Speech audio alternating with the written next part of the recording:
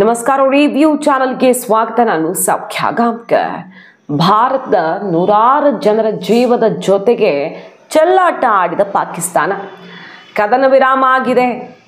ಎಲ್ಲ ಒಂದು ಹಂತಕ್ಕೆ ನಾವು ಕೂಡ ಒಪ್ಪಿಕೊಂಡು ಅವರಿಗೆ ಪ್ರಾಣ ಭಿಕ್ಷೆಯನ್ನು ಕೊಟ್ಟಿದ್ದಾಗಿದೆ.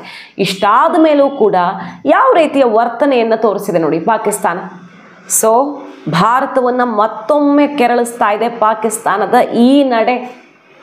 ಇನ್ನೊಂದು ಕಡೆಗೆ ಪಾಕಿಸ್ತಾನವನ್ನು ಕಂಪ್ಲೀಟಾಗಿ ನಲುಗಿಸಬೇಕು ಅಂದರೆ ಅದಕ್ಕೆ ಹಣದ ಬಲ, ಆರ್ಥಿಕವಾದ ಬಲ ಎಲ್ಲಿಂದನೂ ಸಿಗಬಾರ್ದು. ಆ ನಿಟ್ಟಿನಲ್ಲಿ ಭಾರತ ಏನು ಮಾಡ್ತಾ ಇದೆ ಅನ್ನೋದು ಗೊತ್ತು ನಮಗೆ. ಯಾವ ರೀತಿ ಅದಕ್ಕೆ ದಿಗ್ಬಂಧನವನ್ನು ಹಾಕುವ ಪ್ರಯತ್ನ ಆಗ್ತಿದೆ ಅಂತ. ಆ ನಿಟ್ಟಿನಲ್ಲಿ ಭಾರತ ಈಗ ಬಿಗ್ ಸ್ಟೆಪ್ ಒಂದನ್ನು ತಗೊಳ್ತಾ ಇದೆ. ವಿಶ್ವ ಬ್ಯಾಂಕ್, IMF ಇಂದ ಹೊಡೆತ ಬಿದ್ದಿದೆ. ಪಾಕಿಸ್ತಾನಕ್ಕೆ ಹಣ ಕೊಡ್ತೀವಿ ಅಂತ ಹೇಳಿದ IMF ಈಗ ಯಾವ ರೀತಿ ಕಂಡೀಷನ್ಗಳನ್ನು ಹಾಕಿದೆ, ಪಾಕಿಸ್ತಾನ ಹೇಗೆ ಇಕ್ಕಟ್ಟಲ್ಲಿ ಸಿಕ್ಕಾಕೊಳ್ಳೋ ರೀತಿ ಮಾಡ್ತು ಭಾರತ ಅನ್ನೋದನ್ನು ನೋಡಿದ್ದೀವಿ. ಈಗ ವಿಶ್ವ ಬ್ಯಾಂಕ್ ಇನ್ನಿತರ ಮೂಲಗಳಿಂದನೂ ಕೂಡ ಭಾರತ ಯಾವ ರೀತಿ ಪಾಕಿಸ್ತಾನಕ್ಕೆ ಹೊಡೆತ ಕೊಡೋದಕ್ಕೆ ಮುಂದಾಗಿದೆ, ಆ ಡೆವಲಪ್ಮೆಂಟ್ ಬಗ್ಗೆ ಕೂಡ ಮಾಹಿತಿಯನ್ನು ಇಡ್ತಾ ಹೋಗ್ತೀವಿ ಒನ್ ಬೈ ಒನ್. ಮಿಸ್ ಮಾಡಿದ್ರೆ ನಮ್ಮ ಚಾನಲ್ನ ಸಬ್ಸ್ಕ್ರೈಬ್ ಮಾಡಿ ನಿಮ್ಮ ಅಭಿಪ್ರಾಯ ಕಮೆಂಟ್ ಮಾಡಿ ತಿಳಿಸಿ. ಎಸ್ ವೀಕ್ಷಕರೇ, ಪಾಕಿಸ್ತಾನದ ಬಣ್ಣ ನೋಡಿ. ಅವರು ಯಾವತ್ತೂ ಕೂಡ ಟೆರರಿಸ್ಟ್ಗಳಿಗೆ ಹಾಗೆ ಜನಸಾಮಾನ್ಯರಿಗೆ, ನಾಗರಿಕರಿಗೆ ವ್ಯತ್ಯಾಸ ಗೊತ್ತಿಲ್ಲದವರು ಮತ್ತು ತಮ್ಮ ಯುದ್ಧ ಯಾರ ಜೊತೆಗಿರಬೇಕು, ತಾವು ಯಾರನ್ನ ಟಾರ್ಗೆಟ್ ಮಾಡಬೇಕು ಅನ್ನೋದು ಕೂಡ ಅವ್ರಿಗೆ ಆ ಕ್ಲಾರಿಟಿ ಇಲ್ಲ. ಭಾರತವನ್ನು ಅಟ್ಯಾಕ್ ಮಾಡಬೇಕು ಅಂದರೆ ಅಲ್ಲಿನ ಜನಸಾಮಾನ್ಯರನ್ನು ಹೊಡೆದು ಹಾಕೋದು, ಅವರ ಮನಸ್ಥಿತಿ ಎಷ್ಟು ಕೀಳುಮಟ್ಟದ್ದು ಅನ್ನೋದನ್ನು ನೋಡಿದ್ದೀವಿ ಅಲ್ವ ನಾವು. ಈಗ ನೋಡಿ, ಭಾರತದ ವಿಮಾನ 227 ಜನರಿದ್ದಂಥ, ಪ್ರಯಾಣಿಕರಿದ್ದಂಥ ಇಂಡಿಗೋ ವಿಮಾನ ಕಷ್ಟದಲ್ಲಿ ಸಿಕ್ಕಾಕ್ಕೊಳ್ಳುತ್ತೆ. ಆ ಜನರ ಜೀವವೇ ಸಂಕಷ್ಟದಲ್ಲಿ ಸಿಕ್ಕಾಕ್ಕೊಂಡಿರುತ್ತೆ. ಮೊನ್ನೆ ನಡೆದ ಘಟನೆ ಇದು. ನಮ್ಮ ಕೆಲವು TMC ಬೇರೆ ಬೇರೆ ಪಕ್ಷಗಳ MP ಗಳು ಕೂಡ ಅದರಲ್ಲಿದ್ದರು, ಜನಸಾಮಾನ್ಯರಿದ್ದರು. 227 ಜನ ಇದ್ರು ಒಟ್ಟು. ಪಾಕಿಸ್ತಾನ ಯಾವ ರೀತಿಯ ವರ್ತನೆಯನ್ನು ತೋರಿದೆ ಅಂದರೆ 227 ಜನರ ಜೀವದ ಜೊತೆ ಚೆಲ್ಲಾಟ ಆಡಿರೋದು. ಇಂಡಿಗೋ ವಿಮಾನ ದೆಹಲಿಯಿಂದ ಶ್ರೀನಗರಕ್ಕೆ ಪ್ರಯಾಣವನ್ನು ಬೆಳೆಸಿತ್ತು. ಮೊನ್ನೆ ನಡೆದಂಥ ಘಟನೆ ಯಾವ ರೀತಿ ಬಾಲ ಬಿಚ್ಚಿದೆ ಪಾಕಿಸ್ತಾನ ಅಂದರೆ ನೋಡಿ, ಹವಾಮಾನ ವೈಪರೀತ್ಯ ಆಗುತ್ತೆ, ಆ ವಿಮಾನದ ಮುಂಭಾಗ ಓಪನ್ನೇ ಆಗಿಬಿಡುತ್ತೆ. ಆ ಪರಿಸ್ಥಿತಿನ ನಿಭಾಯಿಸಿದ್ದೇ ದೊಡ್ಡದು. ನಮ್ಮ ಪೈಲಟ್ ಯಾವ ರೀತಿ ಇಷ್ಟು ಜನರ ಜೀವವನ್ನು ಉಳಿಸ್ಕೊಂಡು ಸೇಫಾಗಿ ಲ್ಯಾಂಡ್ ಆಗಿದ್ದಾರೆ ಅಂದರೆ, ಅದರಲ್ಲಿ ಒಂದು ಕ್ಷಣ ಏನೋ ಆಗಿಬಿಡುತ್ತೆ, ಕೈ ಮೀರಿ ಹೋಗೇ ಬಿಡ್ತಾ ಅನ್ನೋ ರೀತಿ ಪರಿಸ್ಥಿತಿ ಹವಾಮಾನ ವೈಪರೀತ್ಯದಿಂದಾಗಿ. ಮೋಡ ಮಳೆ, ಆ ವಿಮಾನದ ಮುಂಭಾಗವೇ ಹಾನಿ ಆಗಿಬಿಡತ್ತೆ. ಸೊ ತಕ್ಷಣಕ್ಕೆ ಜೀವ ಕಾಪಾಡೋದು ಪೈಲಟ್ ಕರ್ತವ್ಯ ಅಲ್ವ, ಜನರ ಜೀವ ಕಾಪಾಡೋದು.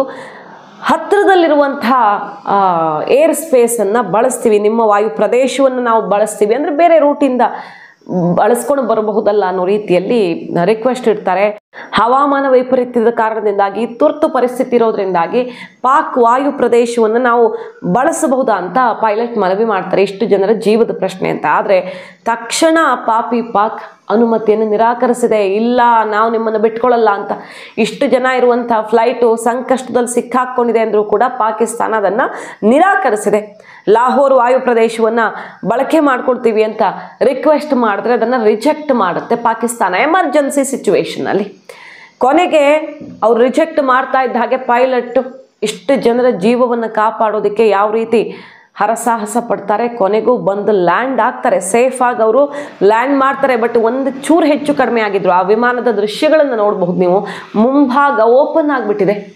ಈ ಮುಂಭಾಗ ಓಪನ್ ಆದ ದೃಶ್ಯ ಮೊನ್ನೆ ಎಲ್ಲ ವೈರಲ್ ಆಯಿತು, ಮಳೆ ಕಾರಣದಿಂದಾಗಿ ಏನಾಗಿದೆ ವಿಮಾನಕ್ಕೆ ಅನ್ನೋದು. ಬಟ್ ಪಾಕಿಸ್ತಾನ ಇಲ್ಲಿ ಎಂಥ ಮೊಂಡಾಟ ಮಾಡಿದೆ ಅನ್ನೋದು ಈಗ ಆಕ್ರೋಶಕ್ಕೆ ಕಾರಣ ಆಗಿದೆ.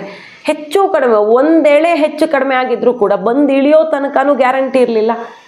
ಹಾಗಾಗಿ ಪೈಲಟ್ಟು ತುರ್ತಾಗಿ ನಾವು ರೂಟ್ ಚೇಂಜ್ ಮಾಡಬೇಕು ಅಂತ ರಿಕ್ವೆಸ್ಟ್ ಇಟ್ಟರೆ ಪಾಕಿಸ್ತಾನ ಇಲ್ಲ ಅನ್ನತ್ತೆ. ಅಂದರೆ ಹೋದ್ರೆ ಹೋಗಲಿ, ಇವ್ರ ವಿಮಾನ ಸತ್ರ ಸಾಯ್ಲಿ 200 ಜನ ಅನ್ನೋ ರೀತಿಯಲ್ಲಿ ಪಾಕಿಸ್ತಾನ ದುರ್ಬುದ್ಧಿಯನ್ನು ತೋರುತ್ತೆ. ಕೊನೆಗೆ ಏನೇನೋ ಸರ್ಕಸ್ ಮಾಡಿ ಬಂದು ಸೇಫಾಗಿ ಲ್ಯಾಂಡ್ ಮಾಡ್ತಾರೆ. ಆ ಪೈಲಟ್ಗೆ ಎಲ್ಲರಿಂದ ಮೆಚ್ಚುಗೆ ವ್ಯಕ್ತವಾಗ್ತಿದೆ ಮತ್ತು ಈ ಘಟನೆಯ ಬಗ್ಗೆ ಇನ್ವೆಸ್ಟಿಗೇಷನ್ಗೂ ಕೂಡ ವಹಿಸಲಾಗಿದೆ. ಪಾಕಿಸ್ತಾನದ ಈ ಬುದ್ಧಿಯನ್ನು ಭಾರತ ಕ್ಷಮಿಸೋಕೆ ಸಾಧ್ಯವ? ಹಾಗಾದರೆ ಭಾರತ ಕೂಡ ನಮ್ಮ ವಾಯು ಪ್ರದೇಶವನ್ನು ನಿರ್ಬಂಧಿಸಿ ಇನ್ನೂ 1 ತಿಂಗಳು ವಿಸ್ತರಿಸಿರೋದು, ನಾವು ಕೂಡ ನಿಮಗೆ ನಮ್ಮ ವಾಯು ಪ್ರದೇಶವನ್ನು ಬಳಸೋದಕ್ಕೆ ಬಿಡಲ್ಲ ಅಂತ ಪಾಕಿಸ್ತಾನಕ್ಕೆ ಭಾರತ ಎಚ್ಚರಿಕೆಯನ್ನು ಕೊಟ್ಟಿದೆ. ಅಂದರೆ ತುರ್ತು ಪರಿಸ್ಥಿತಿಯಲ್ಲಿ ಆಸುಪಾಸಲ್ಲಿರುವಂಥ ದೇಶಗಳು ಈ ರೀತಿ ಬುದ್ಧಿಯನ್ನು ತೋರಿಸ್ಬಿಟ್ರೆ ಬಹಳ ಕಷ್ಟ ಆಗತ್ತೆ. ಇದನ್ನೇ ಜೈಶಂಕರ್ ಅವರು ಪಾಶ್ಚಿಮಾತ್ಯ ದೇಶಗಳ ಮುಂದೆ ಇಟ್ಟಿರೋದು. ಅವರು ಯುರೋಪ್ ಪ್ರವಾಸದಲ್ಲಿದ್ದಾರೆ, ಜರ್ಮನಿ ವಿವಿಧ ರಾಷ್ಟ್ರಗಳ ಮುಂದೆ ನಮ್ಮ ಆಪರೇಷನ್ ಸಿಂಧೂರ ಮತ್ತು ಇನ್ನಿತರ ಈ ಎಲ್ಲ ಬೆಳವಣಿಗೆಗಳ ಬಗ್ಗೆ ವಿವರಿಸ್ತಾ, ಪಾಶ್ಚಿಮಾತ್ಯ ದೇಶಗಳು ಪಾಕಿಸ್ತಾನದಲ್ಲಿ ಮಿಲಿಟರಿಯ ಹಾರಾಟ ಜಾಸ್ತಿ ಆಗೋದಕ್ಕೆ ನೀವೇ ಕಾರಣ, ಅಲ್ಲಿನ ಪ್ರಜಾಪ್ರಭುತ್ವವನ್ನು ಹತ್ತಿಕ್ಕೂ ಅಲ್ಲಿ ಪಾಶ್ಚಿಮಾತ್ಯ ರಾಷ್ಟ್ರಗಳ ಕೈ ತುಂಬ ದೊಡ್ಡದಿದೆ, ನೆನಪಿರಲಿ. ಬಟ್ ಇದನ್ನು ನಾವು 8 ದಶಕಗಳಿಂದ ಅನುಭವಿಸ್ಕೊಂಡು ಬಂದಿದ್ದೀವಿ. ಚೀನಾ ಮತ್ತು ಪಾಕಿಸ್ತಾನವನ್ನು ನೆರೆ ರಾಷ್ಟ್ರಗಳನ್ನಾಗಿಟ್ಟುಕೊಂಡು ಬದುಕೋದು ಎಷ್ಟು ಕಷ್ಟ, ಆದರೆ ನಾವು ಸೂಕ್ತವಾಗಿ ಎದುರಿಸ್ಕೊಂಡು ಬಂದಿದ್ದೀವಿ. ಯಾವ ರೀತಿ ಸಂಕಷ್ಟದಲ್ಲೇ ದಿನಗಳನ್ನು ಮುಂದೂಡಬೇಕಾಗತ್ತೆ, ಸದಾ ಅವರನ್ನು ಎದುರಿಸೋದಕ್ಕೆ ಸಿದ್ಧರಾಗಿದ್ದೀವಿ ನಾವು, ಅದರಲ್ಲಿ ಎರಡನೇ ಮಾತಿಲ್ಲ. ಆದರೆ ಈ ಭಯೋತ್ಪಾದಕತೆಯನ್ನು ಹತ್ತಿಕ್ಕೋದಕ್ಕೆ ಎಲ್ಲರೂ ಒಗ್ಗೂಡದೇ ಇದ್ದರೆ ಇವತ್ತು ನಮಗೆ, ನಾಳೆ ನಿಮಗೆ ಆಗಬಹುದು. ಇವತ್ತಿನ ದಿನಗಳಲ್ಲಿ ನಿಮಗೂ ಅರ್ಥ ಆಗ್ತದೆ ಭಯೋತ್ಪಾದಕತೆಯ ಪರಿಣಾಮ ಏನು ಅನ್ನೋದು. ನಮಗದು 8 ದಶಕಗಳಿಂದ ಅನುಭವ ಇದೆ ಅಂತ ಗುಡುಗಿದ್ದಾರೆ. ಈಗ ಜರ್ಮನಿ ಸಪೋರ್ಟ್ ಮಾಡ್ತಾ ಇದೆ ಆಪರೇಷನ್ ಸಿಂಧೂರ ವಿಚಾರದಲ್ಲಿ, ಭಾರತ ಜೊತೆಗೆ ನಿಲ್ತೀವಿ ಅಂತ ಹೇಳಿದೆ. ರಷ್ಯಾ ಅಂತೂ ಸಹಜವಾಗಿ ರಷ್ಯಾ ಕೂಡ ನಮ್ಮ ಡೆಲಿಗೇಷನ್ ಅನ್ನು ವೆಲ್ಕಮ್ ಮಾಡಿ ಅದು ಕೂಡ ಸಪೋರ್ಟನ್ನು ತೋರ್ತಾ ಇದೆ. ವಿವಿಧ ರಾಷ್ಟ್ರಗಳಿಗೆ ಹೋಗಿ ಎಕ್ಸ್ಪ್ಲೇನ್ ಮಾಡಿ ಭಯೋತ್ಪಾದಕತೆಯ ವಿರುದ್ಧ ಒಗ್ಗಟ್ಟಿನ ಪ್ರದರ್ಶನ ಮಾಡೋದಕ್ಕೆ ಬೆಂಬಲವನ್ನು ಭಾರತ ಕೋರ್ತಾ ಇದ್ದು, ಎಲ್ಲ ಕಡೆಯಿಂದ ಪಾಸಿಟಿವ್ ರೆಸ್ಪಾನ್ಸ್ ಏನೋ ಬರ್ತಿದೆ. ಆದರೆ ಪಾಕಿಸ್ತಾನದ ಬುದ್ಧಿ ನೋಡಿ ಹೆಂಗಿದೆ ಅಂತ. ಸೊ ಈ ರೀತಿ ಭಾರತವನ್ನು ಕೆಣಕಿರುವಂಥ ಪಾಕಿಸ್ತಾನ, ಮತ್ತೆ ಈ ರೀತಿ ಕೆಣಕಿರುವಂಥ ಪಾಕಿಸ್ತಾನಕ್ಕೆ ಸಮಯ ನೋಡಿ ಸರಿಯಾಗಿ ಹೊಡಿಲೇಬೇಕು ಅನ್ನುವಷ್ಟು ಆಕ್ರೋಶವನ್ನು ಕೆರಳಿಸ್ತಾ ಇದೆ ಈ ಘಟನೆ. ಭಾರತದ ವಾಯು ಪ್ರದೇಶ ಬಳಕೆ ಮಾಡೋದಕ್ಕೆ ಜೂನ್ 24ನೇ ತಾರೀಕು ತನಕ ನಿರ್ಬಂಧವನ್ನು ಹೇರಿದೆ ಭಾರತ. ಭಾರತ ಹೇಳ್ತಾ ಇದ್ದಾಗ ಆಯಿತು ನಾವು ನಿರ್ಬಂಧ ಮಾಡ್ತೀವಿ ನಿಮ್ಗೆ ಇನ್ನೂ 1 ತಿಂಗಳು ಅನ್ನೋ ರೀತಿಯಲ್ಲಿ ಅವರು ಹೇಳ್ಕೊಂಡಿದ್ದಾರೆ. ಬಟ್ ಭಾರತದ ಕಣ್ಣು ಕೆಂಪು ಮಾಡಿರುವಂಥ ಘಟನೆ ಇದು. ಪಾಕಿಸ್ತಾನವನ್ನು ಮಟ್ಟ ಹಾಕೋದಕ್ಕೆ ಏನೇನು ಮಾಡಬೇಕೋ ಎಲ್ಲ ಮಾಡ್ತಾ ಇದೆ ಭಾರತ. ಈಗ ಮೊದಲನೇದಾಗಿ ಆರಂಭದಲ್ಲೇ ಸಿಂಧೂರ ನಡೀತಾ ಇದ್ದ ಟೈಮಲ್ಲೇ ರಿಪೋರ್ಟ್ ಮಾಡಿದ್ವಿ, FATFಗೆ ಅಂದರೆ ಈ ಹಣಕಾಸು ಕ್ರಿಯಾಪಡೆ ಪಾಕಿಸ್ತಾನವನ್ನು ಈ ಭಯೋತ್ಪಾದಕತೆ ವಿಚಾರದಲ್ಲಿ ಸಂಕಷ್ಟಕ್ಕೆ ಸಿಕ್ಕಾಕ್ಸೋದಕ್ಕೆ FATF ಮೀಟಿಂಗಲ್ಲಿ ಈ ವಾರವೇ ನಡೀತಾ ಇದೆ. ಆ ಮೀಟಿಂಗ್ನಲ್ಲಿ ಭಾರತ ಸಂಪೂರ್ಣವಾಗಿ ಎಲ್ಲ ರಾಷ್ಟ್ರಗಳ ವಿಶ್ವಾಸವನ್ನು ತಗೊಂಡು, ಸದಸ್ಯ ರಾಷ್ಟ್ರಗಳೆಲ್ಲ ಭಾರತದ ಪರ ನಿಂತು ಬಿಟ್ರೆ ಪಾಕಿಸ್ತಾನವನ್ನು ಮತ್ತೆ ಗ್ರೇ ಲಿಸ್ಟ್ಗೆ ಸೇರಿಸೋದು ಈಸಿ ಆಗುತ್ತೆ.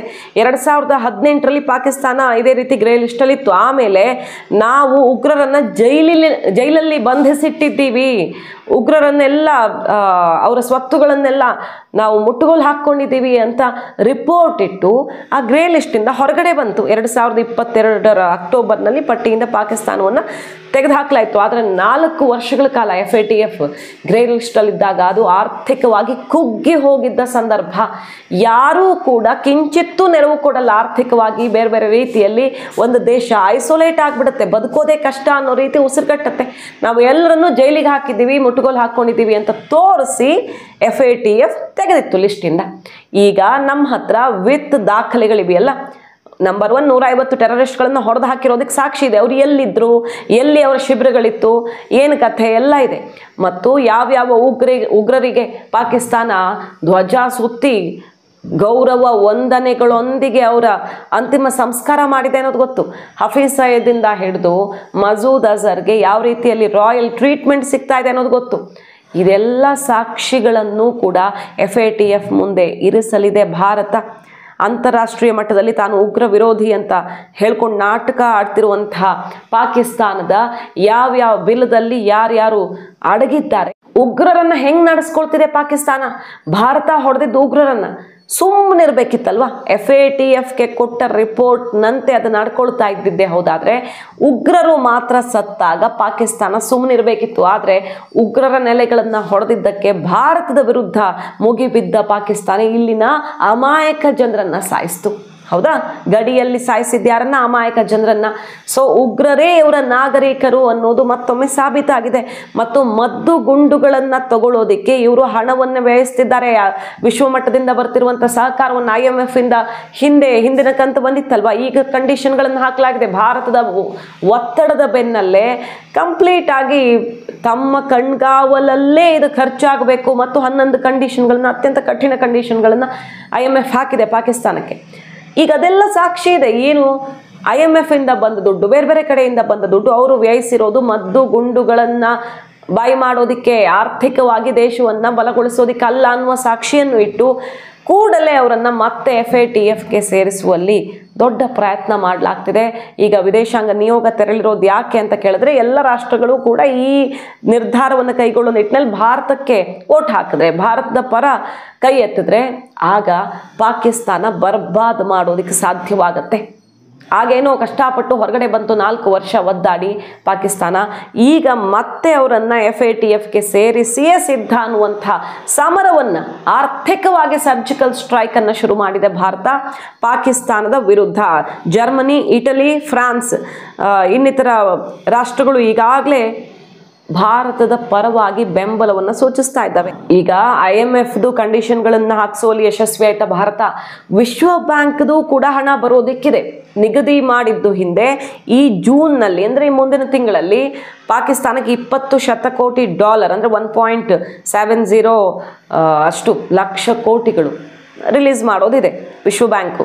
ಅದನ್ನು ತಡೆಯೊಡ್ಡು ಬಿಟ್ರೆ ಈ ಟೈಮಲ್ಲಿ ಪಾಕಿಸ್ತಾನ ತನ್ನ ವಾಯು ನೆಲೆಯನ್ನೆಲ್ಲ ಕಳ್ಕೊಂಡು ಒಂದೊಂದು ಏರ್ ಬೇಸ್ ರಿಪೇರ್ ಮಾಡೋಕ್ಕೆ 17-18 ಸಾವಿರ ಕೋಟಿ ಖರ್ಚಾಗುತ್ತೆ. ಅಷ್ಟು ದೊಡ್ಡ ಸಂಕಷ್ಟದಲ್ಲಿರುವಾಗ ಈ ಮೊತ್ತ ಬರದಂತೆ ಮಾಡಿಬಿಟ್ರೆ ಪಾಕಿಸ್ತಾನ ಶೇಕ್ ಆಗುತ್ತೆ. ಸೊ ವಿಶ್ವ ಬ್ಯಾಂಕ್ನ ಮುಖ್ಯಸ್ಥರ ಜೊತೆ ಈಗಾಗಲೇ ಮಾತುಕತೆ ಆಗಿದೆ.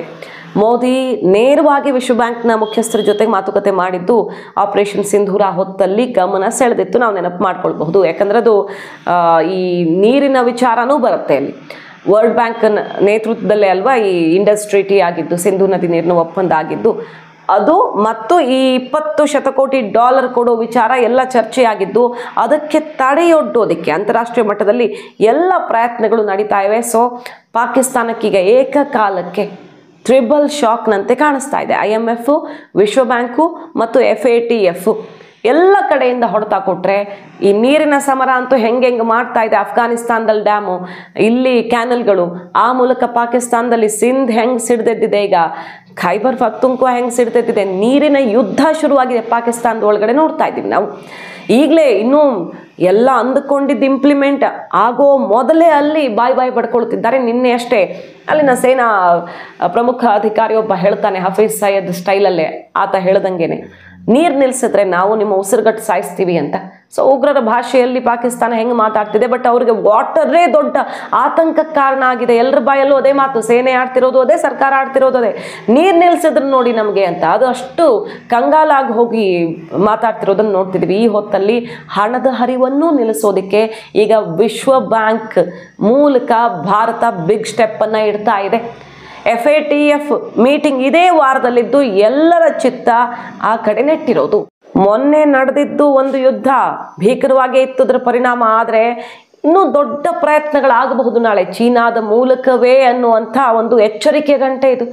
ಭಾರತದ ಬಾರ್ಡ್ರಲ್ಲಿ ಏರ್ ಬೇಸ್ಗಳನ್ನು ಮಾಡ್ತಿರೋದು ಬಾಂಗ್ಲಾ ಮೂಲಕ ಚೀನಾ, ಇಂಥದ್ದೆಲ್ಲ ನೋಡಿದ್ರೆ ನಾಳೆ ಚೀನಾ ಏನು ಬೇಕಾದರೂ ಮಾಡೋಕೆ ಮುಂದಾಗುವಂಥ ಸುಳಿವು ಇದು. S-400 ಸುಧಾರಿತ ವರ್ಷನನ್ನು ತಕ್ಷಣಕ್ಕೆ ಮತ್ತಷ್ಟು ಕಳಿಸ್ಕೊಡಿ ಅಂತ ರಷ್ಯಾ ಮೊರೆ ಹೋಗಿದೆ ಭಾರತ. ಅಜಿತ್ ದೋವಲ್ ಅವರೇ ಮೀಟಿಂಗ್ ಮಾಡ್ತಿದ್ದಾರೆ ರಷ್ಯಾ ಜೊತೆಗೆ. ಸೊ ಭಾರತ ತನ್ನ ರಕ್ಷಣಾ ವ್ಯವಸ್ಥೆಯನ್ನು ಮತ್ತಷ್ಟು ಭದ್ರಗೊಳಿಸ್ಕೊಳ್ಳೋ ನಿಟ್ಟಿನಲ್ಲಿ ತ್ವರಿತ ಕಾರ್ಯಾಚರಣೆಯನ್ನ ಮಾಡ್ತಾ ಇರೋದು, ಈಗ ಜಾರಿಯಲ್ಲಿಟ್ಟಿರೋದು. ಮಾಹಿತಿ ನಿಮ್ಗೆ ಇಷ್ಟ ಆಗಿದ್ರೆ ಮಿಸ್ ಮಾಡದೆ ನಮ್ಮ ಚಾನಲ್ನ ಸಬ್ಸ್ಕ್ರೈಬ್ ಮಾಡಿ, ನಿಮ್ಮ ಅಭಿಪ್ರಾಯ ಕಮೆಂಟ್ ಮಾಡಿ ತಿಳಿಸಿ. Thank you.